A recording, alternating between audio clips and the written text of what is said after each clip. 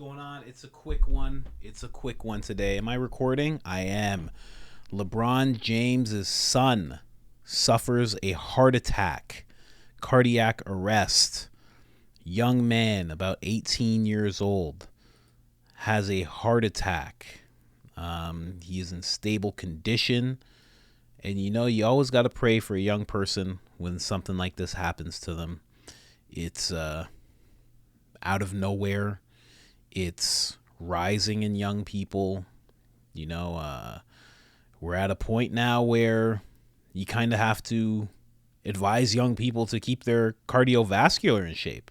This is not something that you'd suggest to a young person at all. They're still growing. They're still young. You wouldn't be like, hey, guy, you make sure you work out your heart. You wouldn't say that to a young person. But nowadays you have to. Bronny James, during a workout. So it wasn't even during like an actual game, super high intensity.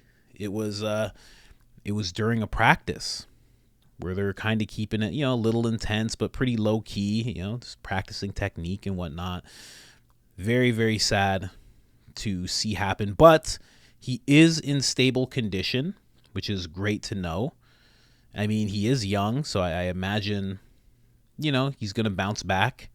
He's going to start taking the proper precautions. I mean, his father, LeBron James, spends $1 million a year on his own physical fitness. So I imagine now he'll start allocating the same sort of funds towards his children's well-being as well, if he doesn't already, just to ensure. But again, as a father, you'd never think, I better make sure my son's cardiovascular health is in check. You just wouldn't think that as a dad.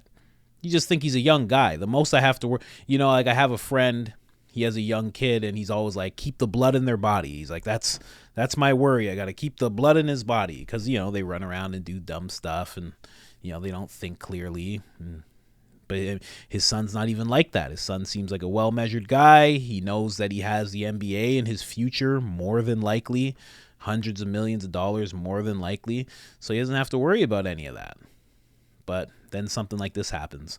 I do not have a son myself, but I would be devastated if something like this happened.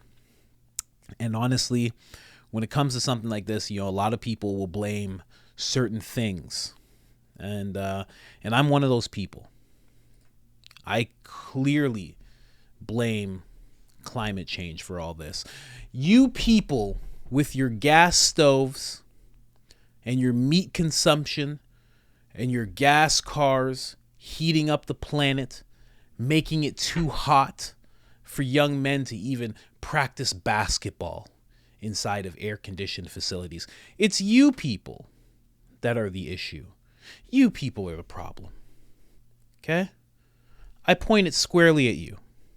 Squarely at you. There's going to be some people who think, I told you so. Those nutty people. You know the types, right? Let me tell you something. This has to do with climate change. Nothing more. Okay? And in fact, this is mildly normal. All right? But it's only normal because of you people. Driving around in your cars. Not watching your carbon expenditure. You know who you are. You know who you are. Driving to the store instead of taking a bike or a bus. You know who you are. I'm not talking to the billionaires using planes all the time. No. It's you. Okay? I blame this on you.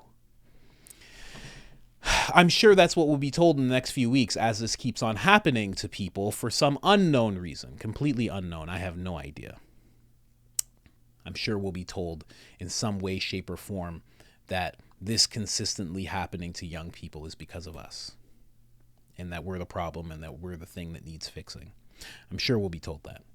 Anyway, prayers to the LeBron James family and prayers to this young man. Hopefully this stops happening to young people so fucking often. Anyway, episode 475. I'm out.